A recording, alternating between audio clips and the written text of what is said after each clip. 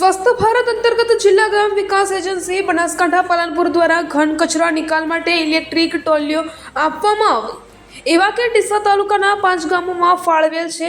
ગ્રામ પંચાયત કંજરા તથા દામા તથા વરડ તથા પાલડી આ 5 ગામોમાંની રિક્ષા ફાળવવામાં આવેલ છે।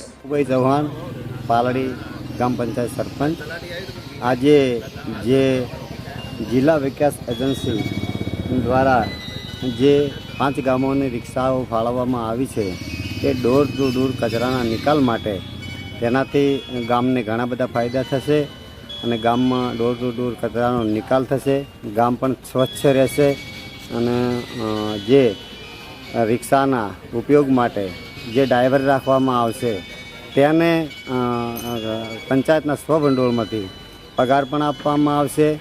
તો એક કુટુંબ ત્યાંનું પણ આગળ આવશે અને ગામનું સાથે સાથે ગામ પણ સ્વચ્છ રહેશે। આ અંતર્ગત જે સરકારે પગલું ભર્યું છે તો અમે સરકારશ્રીના અને જિલ્લા વિકાસ એજન્સીના આભારી છીએ।